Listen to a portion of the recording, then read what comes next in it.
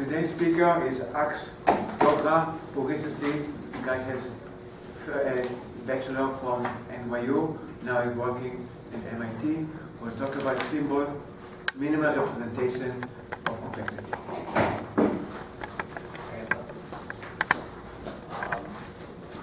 Sorry, I forgot as usual, we're going to take the speaker out for dinner. Everybody in the usual place, everybody is welcome to join, but you have to tell me right after the talk whether you can make it.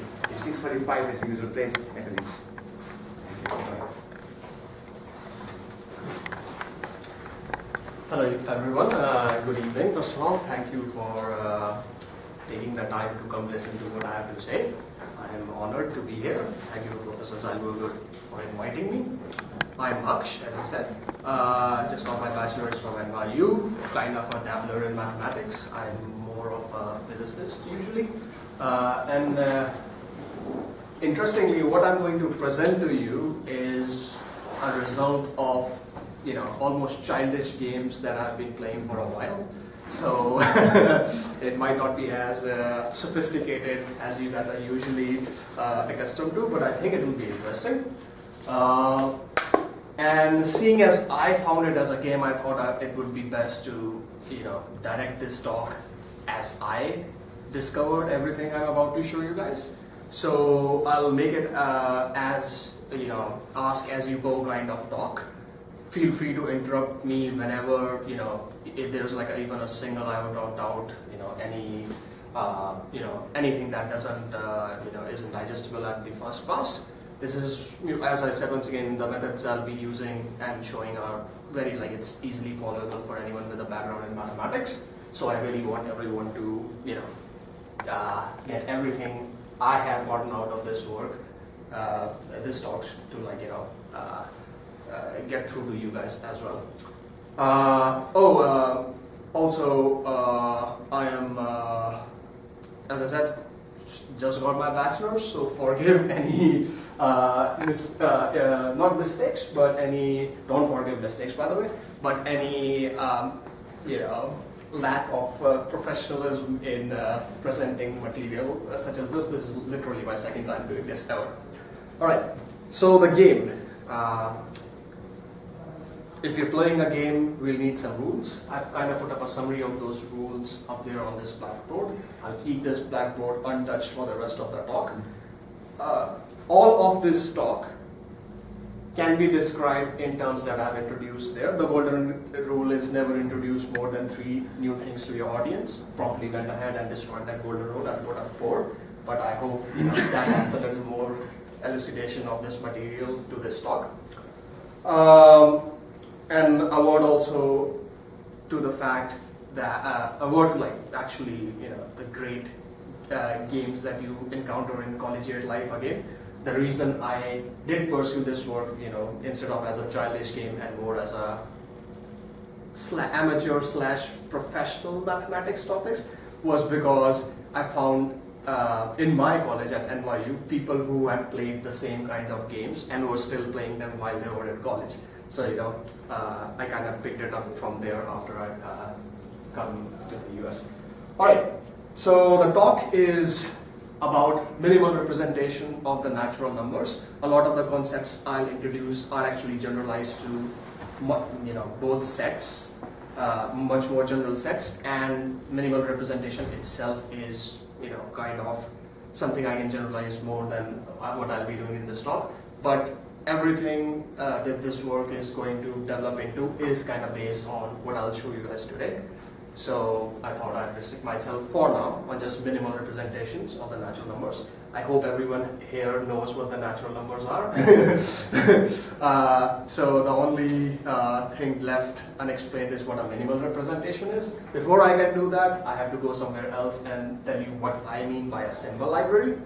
So a symbol library is, for all intents and purposes, just a collection of symbols that you're allowed to use for purposes of calculation.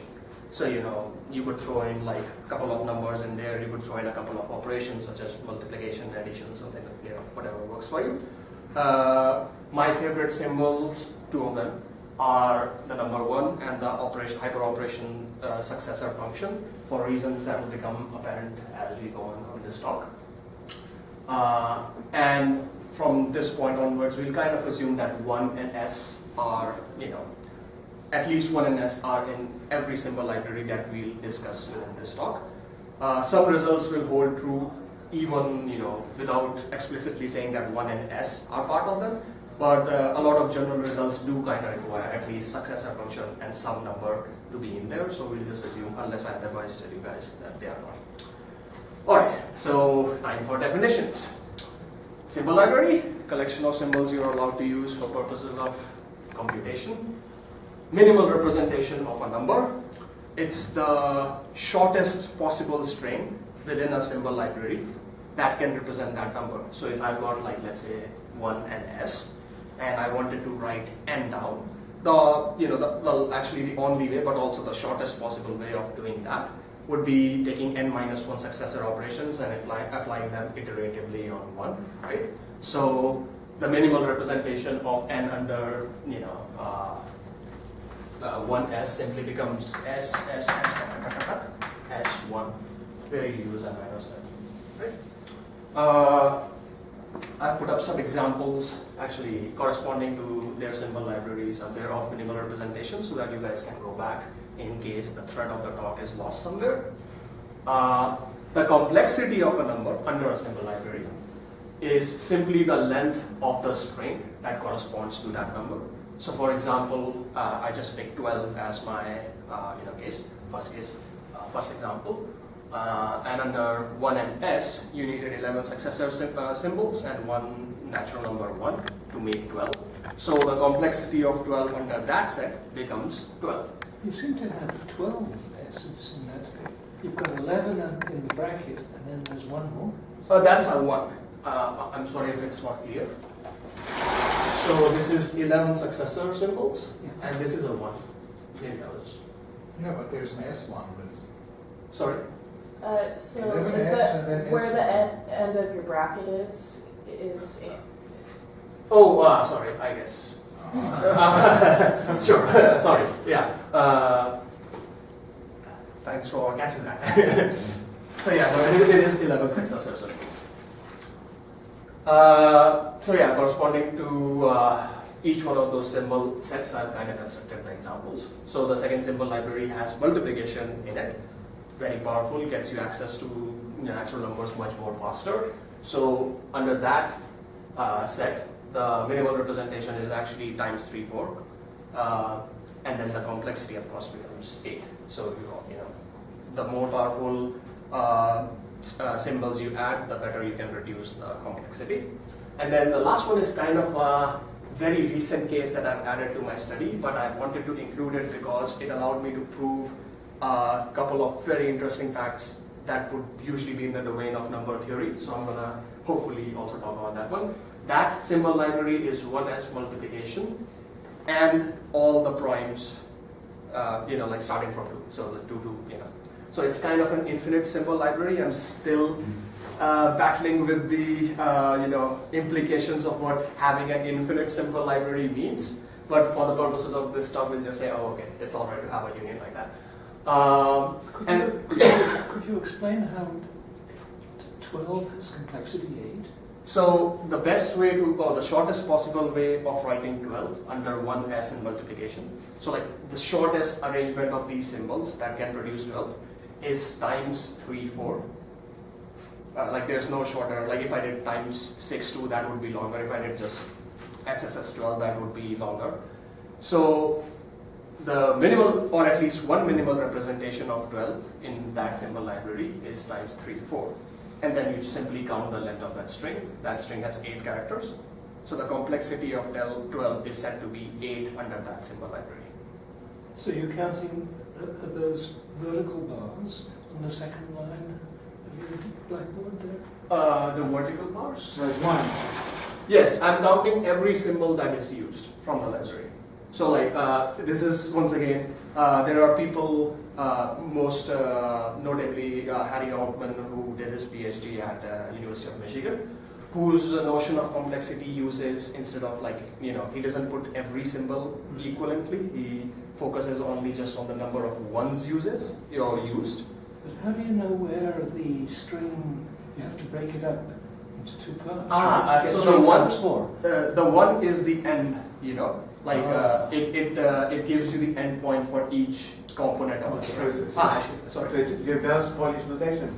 Yes, it is reverse Polish notation.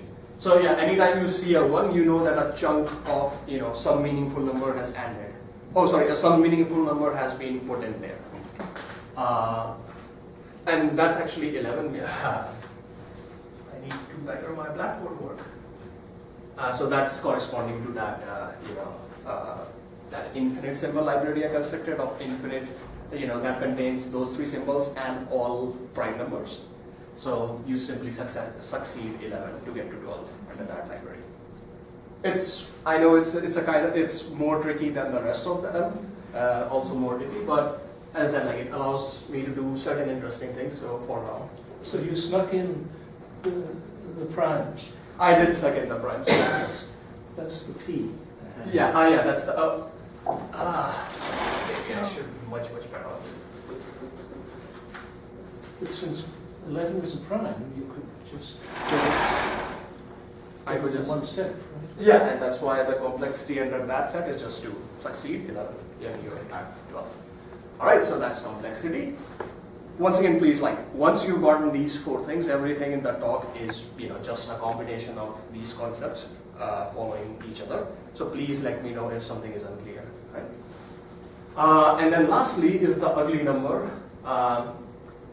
It's ugly. It's called ugly for the reason that I didn't like the numbers in the beginning that were, that just needed to have a certain complexity and couldn't be compacted, further. Under a symbol library, of course, if I can add more powerful operations, like for example there, then I can definitely compact them further. But it was kind of, they seemed inelegant in the sense that these are the most, uncompressed numbers there are in my natural numbers. So the ugly part comes from there. The notion of an ugly number is much simpler to follow. No, it's just simply the natural number that requires at least k complexity. Oh, sorry, the smallest natural number that requires at least k complexity. So if your number u has length of its minimal representation is k, and it's the first number to need k symbols, then you got an ugly number on your hands.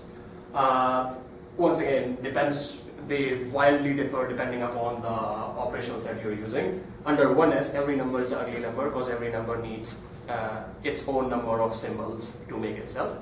Under 1s multiplication, you just wildly change the game. Now ugly numbers become much more infrequent.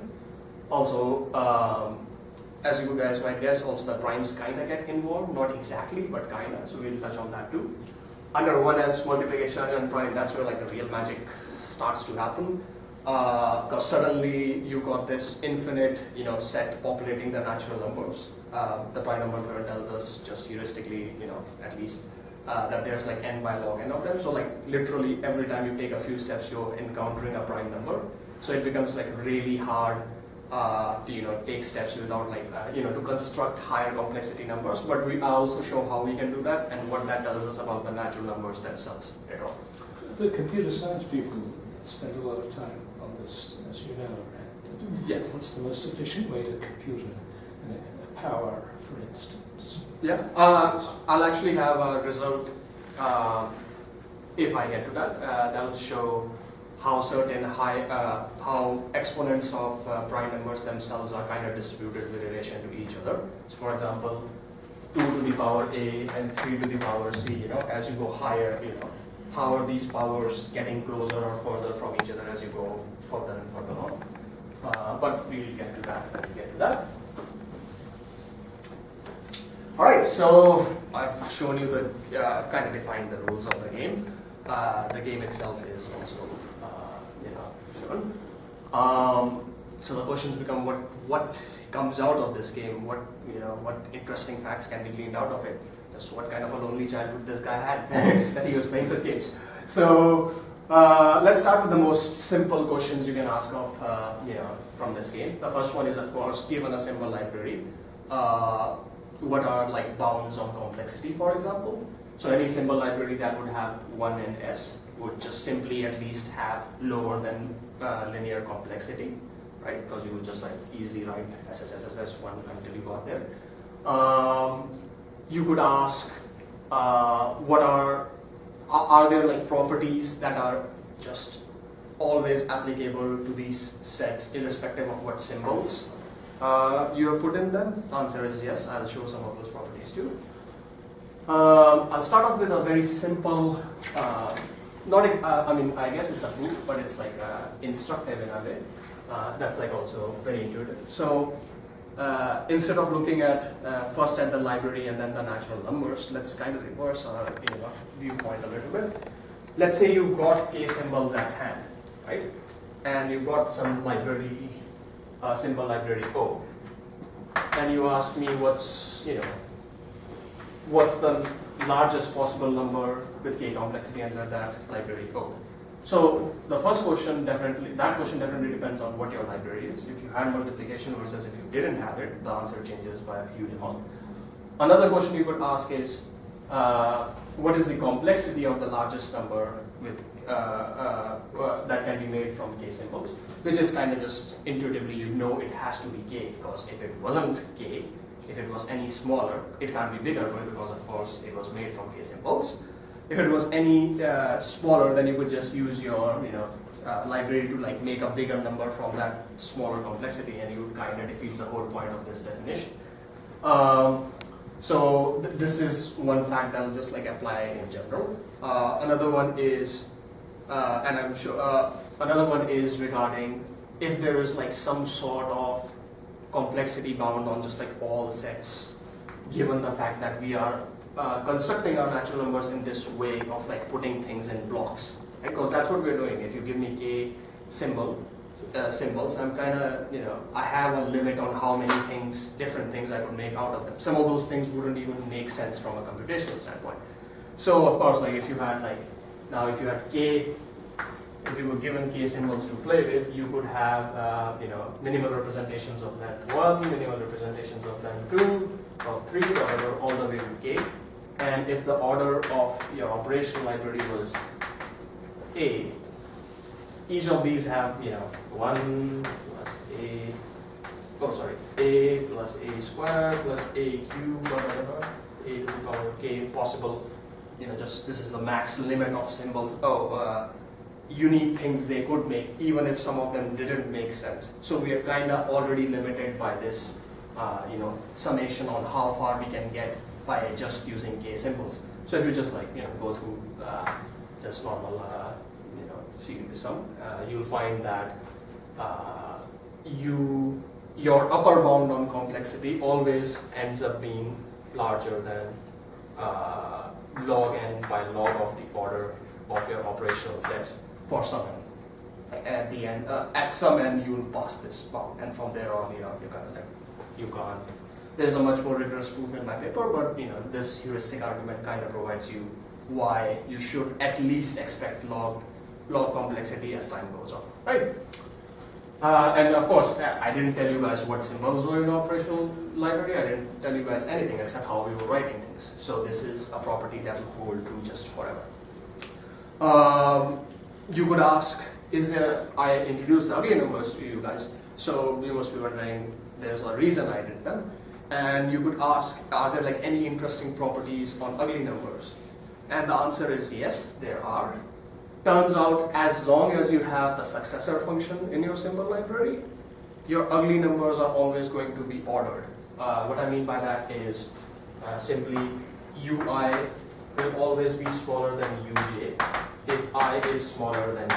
So they have this, the complexity itself might not be, complexity of I is not always smaller than complexity of j, because take the case of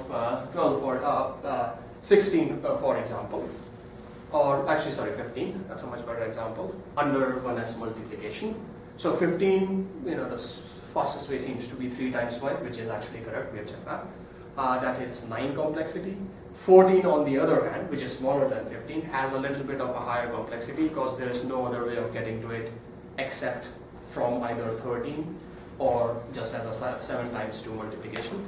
So its complexity is at least 10. and then it turns out it is actually 10. So you don't have this ordering in general on complexity, but you do have it on, on the ugly numbers. So that's why they are kind of interesting. More interesting is the fact that an ugly number always, its minimal representation always ends in an S if S is in that set, which is a fact that took a little bit more work to prove than just this one. But once again, heuristically, it's kind of obvious now that I've told you guys that there is an ordering on the ugly numbers. Because if that wasn't the case, then you could jump back from the ugly number a little bit, and then figure out a way of maybe making it such that maybe a multiplication. Because remember, under 1s multiplication, a lot of ugly numbers are prime, but not all of them are, right? So there's no reason why the composite ugly numbers have to end in a successor function. So this is this is the general information you can get about by not doubling down and getting in the game and really picking some very hard and fast symbol libraries. At least from what I know until now, a lot of these concepts that I have introduced can then be generalized to instead of the natural numbers, you would take any discrete partially ordered set. Instead of symbol libraries of computable things you could have, as long there is a notion of some succession in that symbol library, you could introduce it to just any symbol library in general instead of just a computable one. So, but given that this talk is focusing on the natural numbers, we'll stop here and start. So, Yeah. can you repeat the definition of an ugly number? Yes. The one whose complexity is equal to itself? Ugly number of k, or corresponding to k, is the smallest number that has complexity k. So basically until uk, the complexity is always lesser than k minus 1. Oh, sorry, that actually is a fact that comes out of later. Sorry, I shouldn't say that. Simply put, ugly number of k is the smallest number that has complexity k. That's it. So it's a sequence of integers. It's yes, and in the natural. OIS? There are many examples. Yeah, For different axioms. Oh, are you better there? I don't think the sequence that I have, because as I said, my definition, I also kind of. For one S multiplication, Sorry. it's in the, if the ugly numbers for one S multiply. So the thing is, they usually use 1 plus multiplication, not S, at least none that I could find, and that is a significant thing for two reasons. One, that plus is a binary operation, so it expands, complexity. And secondly, many, at least, so as I said, I kind of began this on my own independently at first, so I didn't exactly follow the way the literature already existing did. And these, the way that certain other people approach it is, they only focus on the number of ones used. They don't exactly care about how many operations are used as well as determining what the complexity of a number is. Which, yeah, please. And who made the name ugly number? Is that you? That's me. That was before. Once again, it wasn't given to anything, so I took it. So what's the username? Sorry. What do other people use instead? Many of them, also by many I mean the 5 or 6 people who have done anything. Well, you could say the smallest number of Yeah. ways to be All right, yeah. But there are many Yeah. such sequences. I picked a name for this specifically because it allowed, this notion is kind of important. It allowed me to do certain other important things. It showed up again and again, so I was like, okay, instead of saying, oh, that's short, I'll just give it a name. Or actually, the more important thing is I gave it a symbol, UK. That was great. So that's, but yeah, is everyone clear on what we have introduced this far? Because this is it. The new thing is this. After this is just jumbling things around. Well, could you include U as one of your symbols? Sorry, do you mean UK? Well, In the symbol library or just? yes. Yeah. So you have one S U. You would definitely, but so the thing is, ugly numbers are defined with respect to the operational set they come out from. So you would definitely, in the end, what you're really saying is, could you add certain specific numbers? And you would. I didn't exactly even have dreamt of it. I was thinking of it as a function, just as a successor as Yeah. a function. Yeah. U as a function also. And so- yet another symbol. Oh, Okay, okay. you have to need another name that you. But so this seems to be getting into like the because if U is in the symbol library and it's defined as something We'll call it U prime. Yeah. You need another U for that. no but like what like U prime at least from this definition of an ugly number corresponds to some operational sets ugly numbers, right? But then we're going to expand the set. Oh yeah, you can totally do that. Oh yeah, please, like go ahead and do that. That is completely allowable. I have not done that. I can see where that takes me later on. But no, I never really followed that notion. But yeah, sure. That is. I mean, I added the prime numbers. You're definitely doing much less. So you're allowed to do that. All right. So 1S is kind of a boring symbol library because there's nothing much happening in 1S. It's just like making the natural numbers one step at a time. 1S multiplication, on the other hand, is your first non-trivial kind of symbol library that generates certain interesting results. So when coming into 1S, you can again ask questions like, are there like upper bounds and lower bounds on complexity of these things? And I'll introduce first the upper bound.